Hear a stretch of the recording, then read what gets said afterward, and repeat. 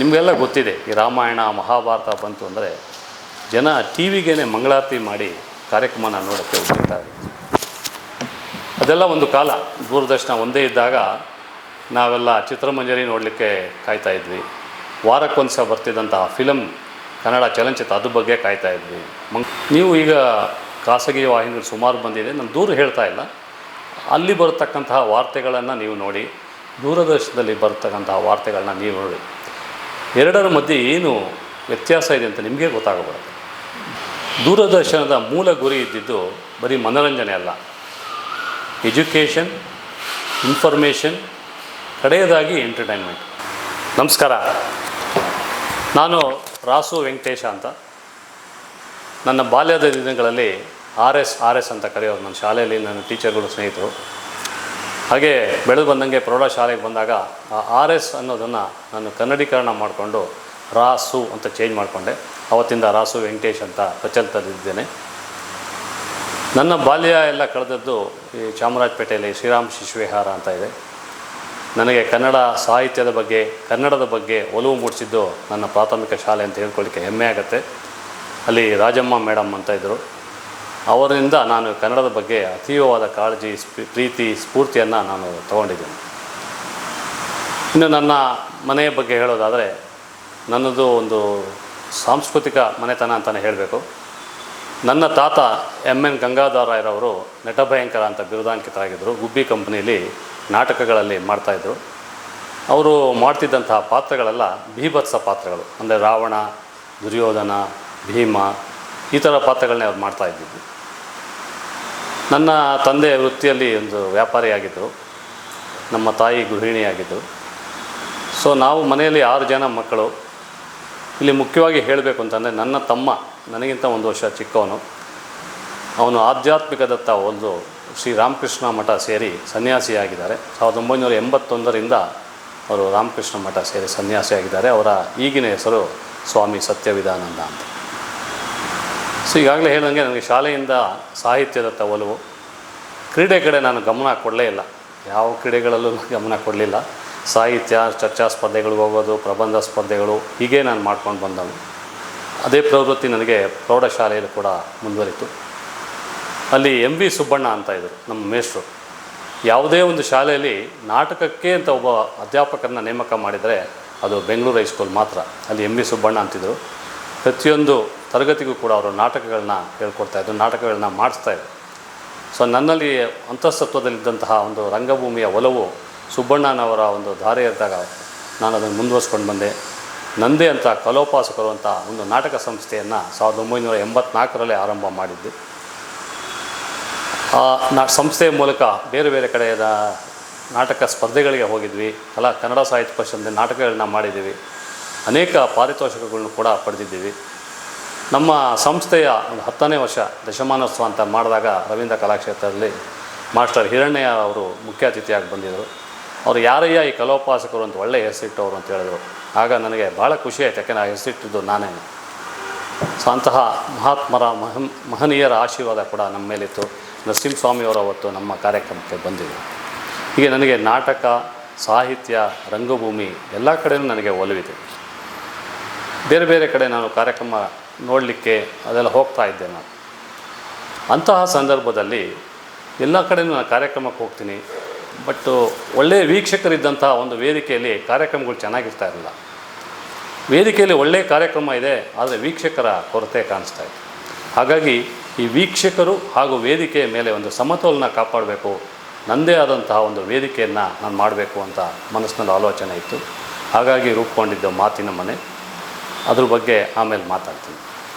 So ನಾನು ನನ್ನ ಶಿಕ್ಷಣದ ನಂತರ ತಾಂತ್ರಿಕ ಶಿಕ್ಷಣ, IT ತರಬೇತಿ ಸೇರಿಕೊಂಡು ದೂರವಾಣಿ ಮತ್ತು ಆಕಾಶವಾಣಿ ಆ ಒಂದು ವಿಭಾಗದಲ್ಲಿ ನಾನು ತರಬೇತಿಯನ್ನು ಪಡೆದೆ. 1987ರಲ್ಲಿ ನನಗೆ ದೂರದರ್ಶನದಲ್ಲಿ ಕೆಲಸ ಸಿಕ್ತು, ಉದ್ಯೋಗ ಸಿಕ್ತು.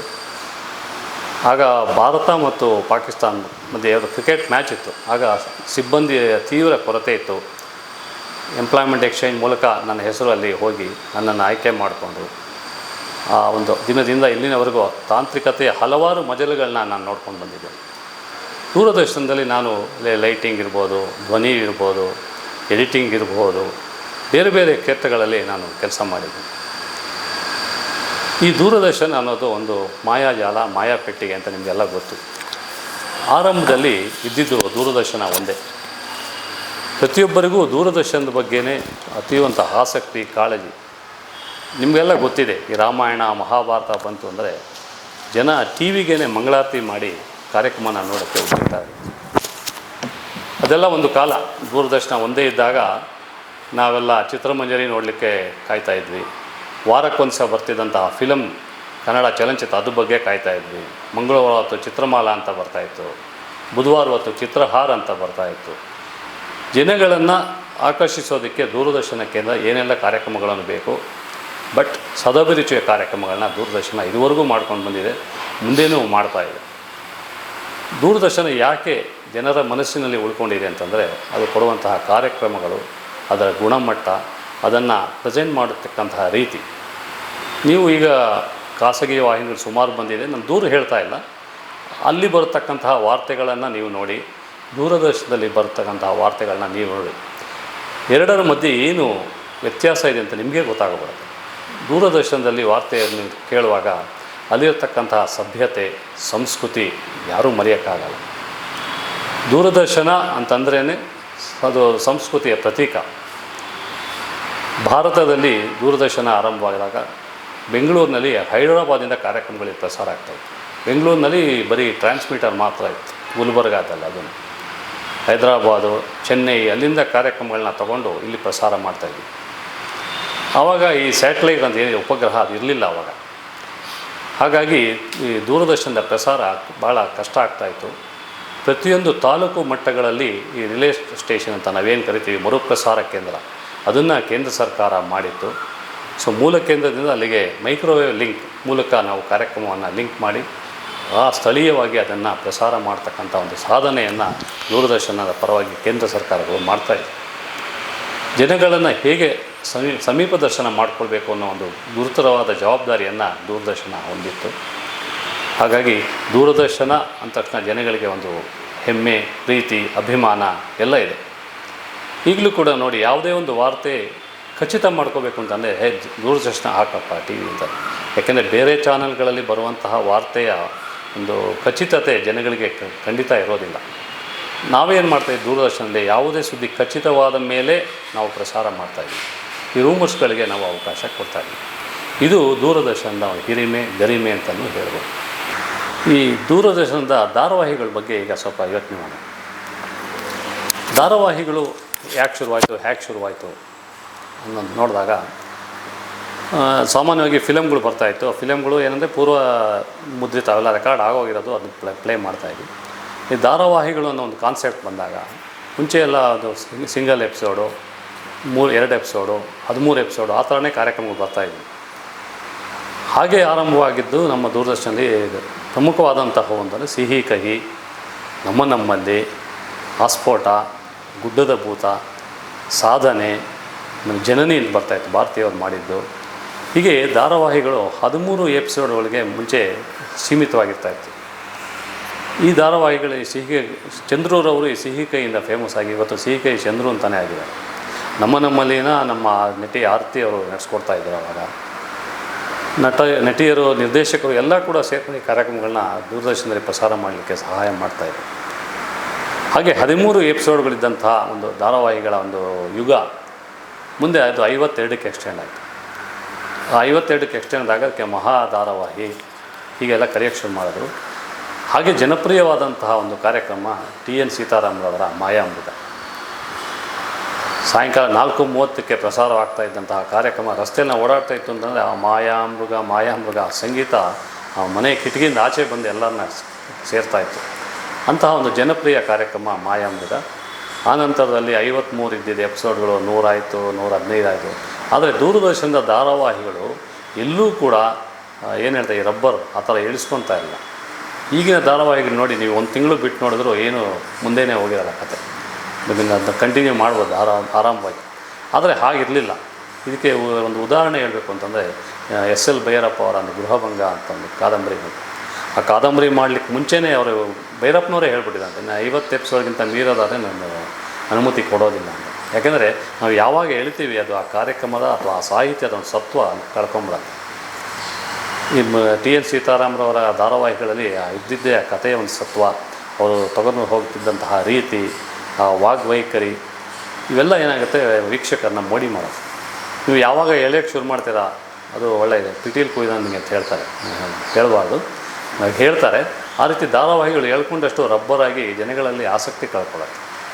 ಇವತ್ತು ಬಹಳಷ್ಟು ಧಾರಾವಾಹಿಗಳು ಹೀಗೆ ಹಾಗಾಗಿ ಜನಗಳಿಂದ ಜನಗಳ ಜನಪ್ರಿಯತೆ ಪಡೆಯಲು ವಿಫಲ ಆಗ್ತಾಯಿದೆ. ಆದರೆ ದೂರದರ್ಶನ ಕೇಸ್ನಲ್ಲಿ ಆ ರೀತಿ ಆಗಿಲ್ಲ. ಉತ್ತಮವಾದ ಧಾರಾವಾಹಿಗಳು ಸೀಮಿತವಾದ ಸಂಖ್ಯೆಯಲ್ಲಿ ಪ್ರಸಾರವಾಗಿ ಜನಗಳನ್ನ ಮುಟ್ತಾಯಿತ್ತು. ದೂರದರ್ಶನ ಧಾರಾವಾಹಿಗಳು ಅಂದರೆ ಸಾಕು, ಜನಗಳಿಗೆ ಒಂದು ಪ್ರೀತಿ ನಂಬಿಕೆ ಇರ್ತಾಯಿತ್ತು. ಇದು ಏನಂದರೆ ಸತ್ವ ಇರುತ್ತದೆ ಒಳಗಡೆ, ಇವರು ಜಾಸ್ತಿ ಎಳೆಯೋದಿಲ್ಲ. ಅಂತಹ ಧಾರಾವಾಹಿಗಳ ಯುಗವನ್ನು ನಾವು ಕಂಡಿದ್ದೀವಿ. ಕಪ್ಪು ಬೆಳಕಿನಿಂದ ಈಗ ವರ್ಣಮಯವಾಗಿ ಕೂಡ ಧಾರಾವಾಹಿಗಳು ಪ್ರಸಾರ ಆಗ್ತಾಯಿವೆ. ಕಪ್ಪು ಬೆಳಕಿನಲ್ಲಿ ಪ್ರಸಾರವಾಗಿದ್ದಂತಹ ದೂರದರ್ಶನ ಕಾರ್ಯಕ್ರಮಗಳು ಇದು ವರ್ಣಕ್ಕೆ ಬದಲಾವಣೆ ಆಗಿದೆ. ಮುಂಚೆ ನ್ಯೂಸ್ನಲ್ಲಿ ಮಾತ್ರ ಕಲರ್ ಕೊಡ್ತಾಯಿದ್ವಿ ನಾವು ಆರಂಭದ ದಿನಗಳಲ್ಲಿ, ಯಾಕೆಂದರೆ ಕಲರ್ ಕ್ಯಾಮ್ರಾ ಬಂದಿದ್ದು ನಮಗೆ ತಡವಾಗಿ ಬಂದಿದ್ದು. ಸೊ ನ್ಯೂಸ್ ರೀಡರ್ ಮಾತ್ರ ಕಲರ್ ಇರೋರು, ವಿಜುವಲ್ಸ್ ಎಲ್ಲ ಬ್ಲ್ಯಾಕ್ ಆ್ಯಂಡ್ ವೈಟ್ ಇರೋದು. ಅಂತಹ ಒಂದು ಯುಗದಿಂದ ವರ್ಣಮಯ ಯುಗಕ್ಕೆ ನಾವು ಕಾಲಿಟ್ಟಿದ್ದೇವೆ. ದೂರದರ್ಶನ ಅಂದಿಗೂ ಇಂದಿಗೂ ಜನಪ್ರಿಯತವಾಗಿರೋದಕ್ಕೆ ಇದೇ ಕಾರಣ ಅಂತ ಹೇಳಲಿಕ್ಕೆ ನಾನು ಇಷ್ಟಪಡ್ತೀನಿ. ದೂರದರ್ಶನದ ಮೂಲ ಗುರಿ ಇದ್ದಿದ್ದು ಬರೀ ಮನೋರಂಜನೆ ಅಲ್ಲ, ಎಜುಕೇಷನ್, ಇನ್ಫಾರ್ಮೇಷನ್, ಕಡೆಯದಾಗಿ ಎಂಟರ್ಟೈನ್ಮೆಂಟ್. ನಮ್ಮದು ಮನೋರಂಜನೆಗೆ ಕೊನೆಯ ಆದ್ಯತೆಯನ್ನು ನಾವು ಕೊಡ್ತಾಯಿದ್ದೀವಿ. ಯಾವುದೇ ವಿಷಯವನ್ನು ನಾವು ಜನಗಳಿಗೆ ತಲುಪಿಸ್ಬೇಕಾದ್ರೆ ಅದು ಶಿಕ್ಷಣ ಇರ್ಬೋದು, ಸಾಹಿತ್ಯ ಇರ್ಬೋದು, ಅವುಗಳಿಗೆ ನಾವು ಪ್ರಾಮುಖ್ಯತೆ ಕೊಡ್ತಾಯಿದ್ದೀವಿ. ಈಗ ಏನಿಲ್ಲ, ಬರೀ ಮನೋರಂಜನೆ, ಬೆಳಗ್ಗೆಯಿಂದ ಹಿಡಿದು ರಾತ್ರಿ ತನಕ 6 ಫಿಲಮ್ ಒಂದು ಚಾನಲಲ್ಲಿ, ಕನ್ನಡದಲ್ಲಿ 10 ಚಾನಲ್ ಇದರಿಂದ 60 ಫಿಲಮ್ ಒಂದು ದಿವಸದಲ್ಲಿ. ಬಟ್ ಹಿಂದಿನ ದಿನಗಳನ್ನ ಜ್ಞಾಪಿಸ್ಕೊಳ್ಳಿ, ಭಾನುವಾರ ಸಾಯಂಕಾಲ 4:15 ಕನ್ನಡ ಫಿಲಮ್ ಮಾಡ್ತಾರೆ ಅಂದರೆ ಏನೇನು ಕೆಲಸ ಇತ್ತು ಎಲ್ಲ ಮುಗಿಸ್ಕೊಂಡು ಜನ ಬಂದು ಟಿ ವಿ ಮುಂದೆ ಕಾಯ್ತಾ ಕೂತ್ಕೊಳ್ಳೋದು. ನಾವು ದೂರದರ್ಶನದ ಇದ್ವಲ್ವ, ಯಾವ ಫಿಲಮ್ ಬರುತ್ತೆ ಅದು ನಮಗೆ ಪಾಪ ಫೋನ್ ಮಾಡಿ ಕೇಳೋದು, ಸರ್ ಈ ವಾರ ಯಾವ್ದು ಸರ್ ಫಿಲಮ್ಮು ಅನ್ನೋ ಒಂದು ಕುತೂಹಲ ಇತ್ತು ಜನಗಳಲ್ಲಿ. ಈಗ ಆ ಒಂದು ಕುತೂಹಲ ಹೊರಟೋಗಿದೆ. ಯಾಕೆಂದರೆ ದಿವಸಕ್ಕೆ ಒಂದು 50-100 ಫಿಲಮ್ಗಳು ಪ್ರಸಾರ ಆಗ್ತಾಯಿರುತ್ತೆ ಬೇರೆ ಬೇರೆ ವಾಹಿನಿಗಳು. ಅದೇ ರೀತಿ ಸುದ್ದಿ ಕೂಡ, ಸುದ್ದಿಗೆ ಒಂದು ಮೌಲ್ಯ ಇರುತ್ತೆ. ನಮ್ಮ ಸುದ್ದಿ ಸಂಪಾದಕರಾಗಿದ್ದಂತಹ ಖಾದ್ರಿ ಅಚ್ಯುತನ್ ಅವರು ಒಂದು ಮಾತು ಹೇಳೋರು, ನೋಡಯ್ಯ, ನ್ಯೂಸ್ ಇದೆ ಅಂತಂದರೆ ಜನ ಟಿ ವಿ ಮುಂದೆ ಬಂದು ಕೂತ್ಕೋಬೇಕು. 7 ಗಂಟೆಗೆ ನ್ಯೂಸ್ ಇದೆಯಪ್ಪ ಅಂದರೆ ಬೇರೆ ಕೆಲಸ ಎಲ್ಲ ಮುಗಿಸ್ಕೊಂಡು 7 ಗಂಟೆಗೆ ಸಿದ್ಧವಾಗಿ ನ್ಯೂಸ್ ಮುಂದೆ ಕೂತ್ಕೊಳ್ಳೋರು. ಈಗ ಹಾಗಿಲ್ಲ, ಬೆಳಗ್ಗೆ 6 ಗಂಟೆಯಿಂದ ರಾತ್ರಿ 12 ಗಂಟೆ ತನಕ ಅದೇ ಸುದ್ದಿ, ಈವನ್ ಎಡಿಟ್ ಕೂಡ ಆಗಿರಲ್ಲ, ಅದೇ ಸುದ್ದಿಯ ಮರಿಪ್ರಸಾರ ಆಗ್ತಾನೆ ಇರುತ್ತೆ. ಸುದ್ದಿಯ ಮೌಲ್ಯ ಕಡಿಮೆ ಆಗ್ತಾಯಿದೆ. ನಾವು ಆ ರೀತಿ ಹೇಳಿದ್ರೆ ಬೇರೆ ವಾಹಿನಿಗಳಿಗೆ ತಪ್ಪಾಗ್ಬೋದು, ಆದರೆ ಇದು ವಾಸ್ತವ ಕೂಡ ಆಗಿದೆ. ಹೀಗೆ ಸುದ್ದಿ, ಸಾಹಿತ್ಯ, ಸಂಸ್ಕೃತಿ, ಚಲನಚಿತ್ರ, ರಂಗಭೂಮಿ, ನೃತ್ಯ, ಎಲ್ಲ ರೀತಿಯ ಕ್ಷೇತ್ರಗಳನ್ನು ದೂರದರ್ಶನ ಕವರ್ ಮಾಡ್ತಾಯಿತ್ತು. ಇವಾಗ ಯಾವುದೇ ಬೇರೆ ಚಾನಲ್ ನೋಡಿ ನಿಮಗೆ ಸಂಗೀತ ಕಾರ್ಯಕ್ರಮ ಸಿಗೋಲ್ಲ. ಭರತನಾಟ್ಯ ಆಗಿರ್ಬೋದು, ವೀಣೆ, ಕೊಳಲು, ಯಾವುದೇ ವಾದನಗಳ ಕಾರ್ಯಕ್ರಮ ಆಗಿರ್ಬೋದು ನಿಮಗೆಲ್ಲೂ ಸಿಗೋದಿಲ್ಲ. ಹಳ್ಳಿಯ ಸೊಗಡು, ಜಾನಪದ ನಿಮಗೆ ಎಲ್ಲೂ ಸಿಗೋದಿಲ್ಲ. ಕೃಷಿ ಕಾರ್ಯಕ್ರಮಗಳು ನಿಮಗೆಲ್ಲೂ ಸಿಗೋದಿಲ್ಲ. ಈ ಎಲ್ಲವನ್ನು ಒಳಗೊಂಡಂತಹ, ಎಲ್ಲವನ್ನು ಮಿಳಿತ ಮಾಡಿಕೊಂಡಂತಹ ಒಂದು ವಾಹಿನಿ ಅಂತಂದರೆ ಅದು ದೂರದರ್ಶನ ಮಾತ್ರ. ಅಂತಹ ದೂರದರ್ಶನದಲ್ಲಿ 37 ವರ್ಷಗಳ ಸುದೀರ್ಘ ಸೇವೆ ಮಾಡಿದ್ದೀನಿ ಅನ್ನೋದು ಹೆಮ್ಮೆ, ಖುಷಿ ನನಗೆ ಖಂಡಿತ ಇದೆ. ನಾನು ಇವತ್ತೇನಾಗಿದ್ದೀನಿ ಅದಕ್ಕೆ ದೂರದರ್ಶನ ಖಂಡಿತ ಕಾರಣವಾಗಿದೆ. ಆ ದೂರದರ್ಶನಕ್ಕೆ ನಾನು ಇಲ್ಲಿಂದನೇ ಒಂದು ನಮಸ್ಕಾರವನ್ನು ಹೇಳ್ತಾ ಇದ್ದೀನಿ, ಏಕೆಂದರೆ ಅದರಿಂದಾಗಿ ನನ್ನ ಅಭ್ಯುದಯ ಆಗಿದೆ ಅಂತ. ದೂರದರ್ಶನ ಅಂದ ತಕ್ಷಣ ಅಲ್ಲಿ ಎಂತೆಂತಹ ವೈಶಿಷ್ಟ್ಯಗಳು ಇರ್ತಾಯಿದ್ವು. ಅಲ್ಲಿ ಸಾಹಿತ್ಯದ ಕಾರ್ಯಕ್ರಮ ಸಂಚಯ ಅಂತ ಬರ್ತಾಯಿತ್ತು. ರಮೇಶ್ ಅರವಿಂದ್ ಅವರು ಅಲ್ಲಿ ಸಾಹಿತಿಗಳನ್ನೆಲ್ಲ ಪರಿಚಯ ಮಾಡಿಕೊಡ್ತಾಯಿದ್ರು. ಕನ್ನಡದ ಸಾಹಿತಿಗಳನ್ನು ಕನ್ನಡದ ವೀಕ್ಷಕರಿಗೆ ಪರಿಚಯ ಮಾಡಿಕೊಡೋದ್ರಲ್ಲಿ ದೂರದರ್ಶನ ಪಟ್ಟಂತಹ ಪ್ರಯತ್ನ ನಿಜಕ್ಕೂ ಮೆಚ್ಚುವಂತಹದ್ದು. ಬೇರೆ ಬೇರೆ ಊರುಗಳಿಂದೆಲ್ಲ ಸಾಹಿತಿಗಳು ಬರೋರು, ದೂರದರ್ಶನ ಸ್ಟುಡಿಯೋಗಳಲ್ಲಿ ಕೂತು ರೆಕಾರ್ಡ್ ಮಾಡಿ ಅದನ್ನು ನಾವು ವೀಕ್ಷಕರಿಗೆ ತಲುಪಿಸುವಾಗ ಪಡ್ತಿದ್ದಂತಹ ಶ್ರಮ ತುಂಬ ಇತ್ತು. ಈಗೆಲ್ಲ ಟೆಕ್ನಾಲಜಿಗಳು ಬಂದುಬಿಟ್ಟಿದೆ, ಆವಾಗ ಆ ಟೆಕ್ನಾಲಜಿಗಳು ಏನೂ ಇರಲಿಲ್ಲ. ನಿಜ ಹೇಳಬೇಕು ಅಂದರೆ ಸೀರಿಯಲ್ಗಳು ಕೂಡ ಅವತ್ತು VHS ಕ್ಯಾಸೆಟ್ನಲ್ಲಿ ಬರ್ತಾಯಿತ್ತು ನಮಗೆ. ಆ VHS ಕ್ಯಾಸೆಟ್ನಲ್ಲಿ ಬಂದಂಥ ಧಾರಾವಾಹಿಗಳನ್ನ ನಾವು ಲೋ ಬ್ಯಾಂಡ್ ಅಂತ ಅವಾಗಿದ್ದಂಥ ವರ್ಷನ್ ಅದಕ್ಕೆ ಟ್ರಾನ್ಸ್ಫರ್ ಮಾಡಿ ಅದರಿಂದ ನಾವು ಅದನ್ನು ಪ್ರಸಾರ ಮಾಡ್ತಾಯಿದ್ವಿ. ಸೊ ಟೆಕ್ನಾಲಜಿ ಹಂತ ಹಂತವಾಗಿ ಬೆಳ್ಕೊಂಡು ಬಂತು. ಲೋ ಬ್ಯಾಂಡ್ ಇತ್ತು, ಹೈ ಬ್ಯಾಂಡ್ ಆಯಿತು, ಆಮೇಲೆ ಬೀಟಾ ಕ್ಯಾಮ್ ಅಂತ ಬಂತು, ಆಮೇಲೆ DVC ಅಂತ ಬಂತು. ಈಗೆಲ್ಲ ಡಿಜಿಟಲ್ ಆಗೋದು. ಯಾವುದೇ ಕಾರ್ಯಕ್ರಮ ಕ್ಯಾಮ್ರಾದಲ್ಲಿ ರೆಕಾರ್ಡ್ ಆಗಿದ್ದು ಡಿಜಿಟಲ್ ಆಗಿ ನಿಮ್ಮ ಮೆಮೊರಿ ಕಾರ್ಡ್ಗಳಲ್ಲಿ ಸೇರ್ಕೊಂಬಿಡುತ್ತೆ. ಆದರೆ ಆ ಕಾಲ ಆವಾಗ ಆಗಿರಲಿಲ್ಲ, ಎಲ್ಲ ಕ್ಯಾಸೆಟ್ಗಳಲ್ಲೇ ರೆಕಾರ್ಡ್ ಮಾಡಬೇಕಾಗಿತ್ತು. ಒಂದು ಕಾರ್ಯಕ್ರಮ ರೆಕಾರ್ಡ್ ಮಾಡಬೇಕು ಅಂದರೆ ಅದು ಹಿಂದೆ ಸುಮಾರು ಸಿದ್ಧತೆಗಳಿತ್ತು. ಅದು ಸಾಹಿತ್ಯ ಕಾರ್ಯಕ್ರಮ ಇರ್ಬೋದು, ಸಿನಿಮಾ ಕಾರ್ಯಕ್ರಮ ಇರ್ಬೋದು, ಅಥವಾ ನಾಟಕನೇ ಇರ್ಬೋದು. ಒಂದು ನಾಟಕ ನಾವು ಸ್ಟುಡಿಯೋದಲ್ಲಿ ರೆಕಾರ್ಡ್ ಮಾಡಬೇಕು ಅಂತಂದರೆ ಆ ನಾಟಕಕ್ಕೆ ಬೇಕಾದಂಥ ಹಿನ್ನೆಲೆ, ಸೆಟ್, ಪ್ರಾಪರ್ಟಿ ಅಂತ ಏನು ಹೇಳ್ತೀವಿ, ಅದನ್ನೆಲ್ಲ ನಾವು ಕಾರ್ಪೆಂಟ್ರಲ್ಲಿ ಕೆಲಸ ಮಾಡಿಸಿ ಅದು ತೆಗೆಯೋದಕ್ಕೆ ನಮಗೆ ಒಂದು ದಿವಸ ಆಗ್ತಾಯಿದೆ. ಅದು ಈಗ ಆಗಿಲ್ಲ, ಎಲ್ಲ ವರ್ಚುವಲ್ ಸೆಟ್, ಎಲ್ಲ ಕಂಪ್ಯೂಟರೈಸ್ಡ್. ನೀವೇನು ಬೇಕೋ ಅದು ಕಂಪ್ಯೂಟರ್ ಬ್ಯಾಕ್ಗ್ರೌಂಡ್ ಬರುತ್ತೆ, ಮುಂದೆ ನಾವು ನಿಂತ್ಕೊತೀವಿ, ಮಾತಾಡ್ತೀವಿ, ಹಿಂದೆ ಎಲ್ಲ ಏನು ಬೇಕೋ ಅದು ಹಿಂದೆ ಇರುತ್ತೆ. ಅದು ಆಗ ಆಗಿರಲಿಲ್ಲ. ಒಂದು ಮನೆ ಸೆಟ್ ಹಾಕಬೇಕು ಅಂದರೆ ಮನೆ ಸೆಟ್ ಕಾರ್ಪೆಂಟ್ರ್ ಬಂದು ಮನೆ ಬಾಗಿಲು ಕಿಟಕಿ ಎಲ್ಲನೂ ಹಾಕಬೇಕಾಗುತ್ತೆ. ಅಂತಹ ಶ್ರಮವನ್ನು ಕಂಡಂತಹ ದೂರದರ್ಶನ ಇಂದು ಈ ಒಂದು ಉನ್ನತ ಮಟ್ಟಕ್ಕೆ ಬಂದಿದೆ. ದೂರದರ್ಶನದಲ್ಲಿ ಹಲವಾರು ಕಲಾವಿದರು ದೂರದರ್ಶನದ ಪ್ರಸಾರಕ್ಕೆ ಬಂದಿದೆ. ದೂರದರ್ಶನದಲ್ಲಿ ಗುಡ್ಡದ ಭೂತ ಅಂತ ಬಂತು, ಪ್ರಕಾಶ್ ರೈ ಮಾಡಿದ್ರು ಅವಾಗ ಒಳಗಡೆ. ಅದಾದಮೇಲೆ ನಮ್ಮ ಶಂಕರ್ನಾಗ್ ಅವ್ರದ್ದು ಮಾಲ್ಗುಡಿ ಡೇಸ್ ಅಂತ ಬಂತು. ಆ ಮಾಲ್ಗುಡಿ ಡೇಸ್ ಅಂತೂ ರಾಷ್ಟ್ರ ಮಟ್ಟದಲ್ಲಿ ಪ್ರಸಾರವಾಗಿ ಕನ್ನಡಕ್ಕೆ ಒಂದು ಹಿರಿಮೆಯನ್ನು ತಂದುಕೊಟ್ಟಂಥ ಒಂದು ಕಾರ್ಯಕ್ರಮ ಆಗಿತ್ತದು. ಅಂತಹ ಶಂಕರ್ನಾಗ್ ಮೂಲತಃ ದೂರದರ್ಶನದಿಂದ ಬಂದವರು. ಕನ್ನಡ ಅಂತಲೇ ಅಲ್ಲ, ಎಲ್ಲ ಭಾಷೆಯಲ್ಲೂ ಕೂಡ ದೂರದರ್ಶನದ ಕಲಾವಿದರು ಸಿನಿಮಾಗಳಲ್ಲಿ, ರಂಗಭೂಮಿಗಳಲ್ಲಿ ಮಿಂಗ್ತಾ ಇದ್ದಾರೆ. ಇವಾಗ ನಿಮ್ಮ ಶಾರುಖ್ ಖಾನೇ ಇರ್ಬೋದು, ಅವರು ಫೌಜಿ, ಸರ್ಕಸ್ ಅಂತ ಒಂದು ಧಾರಾವಾಹಿಗಳಲ್ಲಿ ಮೊದಲು ತೆರೆ ಮೇಲೆ ಬಂದಂಥವರು. ಕಿರುತೆರೆಯಿಂದ ಆಮೇಲೆ ಅವರು ಹಿರಿತೆರೆಗೆ ಹೋಗಿ ನಾಯಕರಾಗಿ ಮಿಂಚಿದ್ದಾರೆ. ಇಲ್ಲಿ ನಾನು ಏನು ಹೇಳೋಕ್ಕೋಟೆ ಅಂತಂದರೆ, ದೂರದರ್ಶನ ಎಲ್ಲದಕ್ಕೂ ಮೂಲಸ್ಥಾನ, ಎಲ್ಲದಕ್ಕೂ ಗುರು ಅಂತ ನಾನು ಹೇಳಿದ್ರೆ ತಪ್ಪಾಗೋದಿಲ್ಲ. ನಟ ಇರ್ಬೋದು, ನಿರೂಪಕರಿರ್ಬೋದು, ಪ್ರತಿಯೊಬ್ಬರೂ ಕೂಡ ದೂರದರ್ಶನದಿಂದ ಬಂದು ಬೇರೆ ಬೇರೆ ವಾಹಿನಿಗಳಲ್ಲಿ, ಬೇರೆ ಬೇರೆ ಮಾಧ್ಯಮಗಳಲ್ಲಿ ಇವತ್ತು ಕೆಲಸ ಮಾಡ್ತಾಯಿದ್ದಾರೆ. ನಮ್ಮಲ್ಲಿ ನ್ಯೂಸ್ ರೀಡರ್ಗಳಾಗಿದ್ದಂಥವರೆಲ್ಲ ಇವತ್ತಿನ ನಿರೂಪಕರಾಗಿ ಬೇರೆ ಬೇರೆ ಕಾರ್ಯಕ್ರಮಗಳಿಗೆ, ಸರ್ಕಾರಿ ಕಾರ್ಯಕ್ರಮಗಳಿಗೆ, ಖಾಸಗಿ ಕಾರ್ಯಕ್ರಮಗಳಿಗೆ, ಬೇರೆ ಬೇರೆ ವಾಹಿನಿಗಳಿಗೆ, ಸಂದರ್ಶನಗಳಿಗೆ ಕೂಡ ಹೋಗಿ ಬರ್ತಾಯಿದ್ದಾರೆ. ಅವರೆಲ್ಲರೂ ಕೂಡ ದೂರದರ್ಶನ ಯಾವತ್ತೂ ಮರೆಯೋದಕ್ಕೆ ಸಾಧ್ಯ ಇಲ್ಲ. ಅವರು ಹೋದ ಕಡೆಯಲ್ಲಿ ಹೇಳ್ಕೊತಾರೆ, ದೂರದರ್ಶನ ನನಗೆ ತಾಯಿ ಮನೆ ಇದ್ದಂಗೆ ಅಂತ. ಯಾಕೆಂದರೆ ಇದ್ದಂತಹ ಒಂದೇ ಒಂದು ದೂರದರ್ಶನ ಕೇಂದ್ರ ಕರ್ನಾಟಕದಲ್ಲಿ, ಆ ಒಂದೇ ಒಂದು ದೂರದರ್ಶನ ಕೇಂದ್ರ ಹೇಗೇಗೋ ಬೆಳೀಲಿಲ್ಲ. ಸಭ್ಯತೆಯಿಂದ, ಸಂಸ್ಕೃತಿಯಿಂದ ಸರಳವಾಗಿ ಬೆಳ್ಕೊಂಡು ಎಲ್ಲರಿಗೂ ಅದೇ ಪಾಠವನ್ನು ಕಳಿಸ್ಕೊಟ್ಟಿದೆ, ನಿರೂಪಕರಿಗಿರ್ಬೋದು ಅಥವಾ ವೀಕ್ಷಕರಿಗಿರ್ಬೋದು. ಹಾಗಾಗಿ ದೂರದರ್ಶನ ಅಂದ ತಕ್ಷಣ ನಮಗೆ ಬರೋದು ಒಂದು ಒಳ್ಳೆಯ ಭಾವನೆ ಜನಗಳಲ್ಲಿ ಮೂಡುತ್ತೆ. ಕಾರ್ಯಕ್ರಮಗಳ ಸಿದ್ಧತೆ ಬಗ್ಗೆ ಹೇಳಬೇಕು ಅಂತಂದರೆ, ಈಗಾಗಲೇ ಹೇಳಿದೆ, ಕ್ರಿಕೆಟ್ ಮ್ಯಾಚ್ ಇರ್ಬೋದು. ಮುಂಚೆ ಎಲ್ಲ ದೂರದರ್ಶನ ಒಂದೇ ಇದ್ದಿತ್ತು. ಸ್ಟೇಡಿಯಮ್ಗಳಿಗೆ ಕ್ರಿಕೆಟ್ ಕ್ಯಾಮ್ರಾಗಳೆಲ್ಲ ತೊಗೊಂಡಾಗಿ ನಮಗೆ 2 ದಿವಸ ಬೇಕಾಗ್ತಾಯಿತ್ತು ಅವಾಗೆಲ್ಲ. ಈಗೆಲ್ಲ ವೈರ್ಲೆಸ್ ಕ್ಯಾಮ್ರಾಗಳು ಎಲ್ಲ ಬಂದುಬಿಟ್ಟಿದೆ. ಆವಾಗ ನಾವು 50 ಮೀಟ್ರ್ 100 ಮೀಟ್ರ್ ಕೇಬಲ್ಗಳನ್ನ ಎಳಿಬೇಕಾಯಿತು ಸ್ಟೇಡಿಯಮ್ಮಲ್ಲಿ. ಬೇರೆ ಬೇರೆ ಭಾಗಗಳಿಂದ ನಮ್ಮ ಒಂದು ಕಂಟ್ರೋಲ್ ಯೂನಿಟ್ ಏನಿರುತ್ತೆ, ವಿಷನ್ ಮಿಕ್ಸಿಂಗ್ ಅಂತ, ಅಲ್ಲಿಗೆ ಕೇಬಲ್ಗಳನ್ನ ಎಳೆದು ನಾವು ಮಾಡಬೇಕಾಗಿತ್ತು. 2 ದಿವಸಗಳು ಮುಂಚೆ ಹೋಗಬೇಕಾಗಿತ್ತು ನಾವು. ಅಂತಹ ಪರಿಶ್ರಮವನ್ನು ಕಂಡಂತಹ ದೂರದರ್ಶನ ಇವತ್ತು ಒಂದು ತಾಂತ್ರಿಕತೆಯಲ್ಲೂ ಕೂಡ ಇವತ್ತು ಉನ್ನತ ಹಂತದಲ್ಲಿದೆ, ಉನ್ನತ ಮಟ್ಟದಲ್ಲಿದೆ ಅಂತ ಹೇಳಲಿಕ್ಕೆ ನನಗೆ ಭಾಳ ಖುಷಿಯಾಗುತ್ತೆ. ಹಾಗೆ ಹೇಳಬೇಕಾದ್ರೆ ದೂರದರ್ಶನ ಕಾರ್ಯಕ್ರಮಗಳ ಜನ ಯಾವ್ಯಾವ ಕಾರ್ಯಕ್ರಮಕ್ಕೆ ಉತ್ಸಾಹದಿಂದ ಕಾಯ್ತಾಯಿದ್ರು ಅಂತ, ಆಗ ನಮ್ಮಲ್ಲಿ ಸುತ್ತಮುತ್ತ ಅಂತ ಬರ್ತಾಯಿತ್ತು. ಬೇರೆ ಬೇರೆ ಕಡೆ ಏನೇನು ಕಾರ್ಯಕ್ರಮ ನಡೀತು ಅದನ್ನೆಲ್ಲ ಒಂದು ಸಮ್ಮರಿ ಮಾಡಿ, ಇಂಥ ಕಡೆ ಇಂಥ ಕಾರ್ಯಕ್ರಮ ನಡೀತು, ಇಂಥ ಕಡೆ ನೃತ್ಯ ನಡೀತು, ಅದೆಲ್ಲ ನಾವು ಮಾಡಿ ಒಂದು ಸಮ್ಮರಿ ಮಾಡಿ ವೀಕ್ಷಕರಿಗೆ ಕೊಟ್ಟಾಗ ನಮ್ಮ ಒಂದು ಕಲಾ ಸಂಸ್ಕೃತಿ ಏನಿರೋದು ವೀಕ್ಷಕರಿಗೆ ಪರಿಚಯ ಮಾಡಿಕೊಟ್ಟಂತ ಆಗ್ತಾಯಿತ್ತು. ಅದೇ ರೀತಿ ಮುಂದಿನ 7 ದಿನಗಳಲ್ಲಿ ಏನೇನು ಕಾರ್ಯಕ್ರಮ ಬರುತ್ತೆ ದೂರದರ್ಶನದಲ್ಲಿ, ಯಾವಾಗ ಫಿಲಮ್ ಇದೆ, ಯಾವ ಫಿಲಮ್ ಇದೆ, ಸೋಮವಾರ ಚಿತ್ರಮಂಜರಿ, ಮಂಗಳವಾರ ಚಿತ್ರಮಾಲಾ ಅಂತ ಬರೋದು, ಬುಧವಾರ ಚಿತ್ರಹಾರು, ಎಲ್ಲ ಆ ಒಂದು ಕಾರ್ಯಕ್ರಮದ ಸಂಪೂರ್ಣ ವಿವರವನ್ನು ನಾವು ಮುನ್ನೋಟ ಅಂತ ಮಾಡಿ ಅದನ್ನು ನಾವು ವೀಕ್ಷಕರಿಗೆ ಪ್ರತಿ ಭಾನುವಾರ ಒಂದು 15 ನಿಮಿಷ ಸುತ್ತಮುತ್ತ, 15 ನಿಮಿಷ ಮುನ್ನೋಟ ಕೊಡ್ತಾಯಿದ್ವಿ ನಾವು. ಅದಕ್ಕೆ ಜನ ಕಾಯ್ತಾ ಇರೋರು. ಯಾಕೆಂದರೆ ಈ ವಾರ ಏನು ಫಿಲಮ್ ಬರುತ್ತೆ ಅಂತ ತಿಳ್ಕೊಂಡು ಅವತ್ತು ಆ ಫಿಲಮ್ ನೋಡಲಿಕ್ಕೆ ರೆಡಿಯಾಗೋದಕ್ಕೆ ಅದೊಂದು ಅನುಕೂಲ ಆಗ್ತಾಯಿತ್ತು. ಅಂತಹ ಕಾರ್ಯಕ್ರಮಗಳ ನಿರೂಪಣೆಯಲ್ಲಿ ಮುಂಚೂಣಿಯಲ್ಲಿ ನಿಂತಂಥವರು ನಮ್ಮ ಅಪರ್ಣರವರು ದೂರದರ್ಶನದ ಆರಂಭದಿಂದಲೂ ಕೂಡ ಅವರ ಅಂತ್ಯದವರೆಗೂ ದೂರದರ್ಶನದೊಂದಿಗೆ ಅವಿನಾಭಾವ ಸಂಬಂಧವನ್ನು ಹೊಂದಿದ್ದರು. ಅನೇಕ ಕಾರ್ಯಕ್ರಮಗಳ ನಿರೂಪಣೆ ಮಾಡಿದರು. ಒಂದು ವರ್ಷ ದೀಪಾವಳಿ ಕಾರ್ಯಕ್ರಮವನ್ನು ಇಡೀ ದಿವಸ ನಾವು ಬೆಳಗಿಂದ ಸಂಜೆ ತನಕ ನೇರ ಪ್ರಸಾರ ಮಾಡಿದ್ವಿ.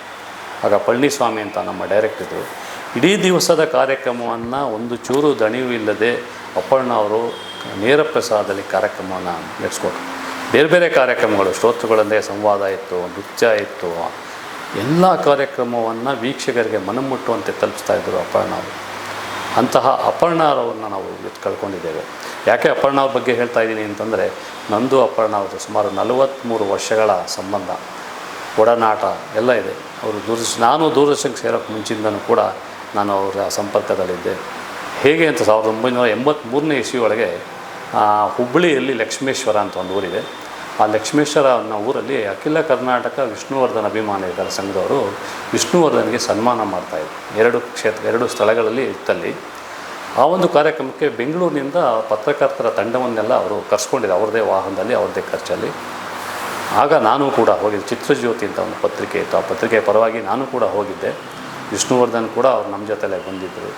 ಆ ಒಂದು ಸಂದರ್ಭದಲ್ಲಿ ಅಪರ್ಣ ಅವರು, ಅವ್ರ ತಂದೆ ನಾರಾಯಣ ಸ್ವಾಮಿಯವರು ಕನ್ನಡಪ್ರಭ ಉಪಸಂಪಾದಕರಾಗಿದ್ದಂಥವರು, ಅವ್ರ ಜೊತೆ ಅಪರ್ಣ ಅವರು ಬಂದಿದ್ದರು. 83ನೇ ಇಸ್ವಿಯದು.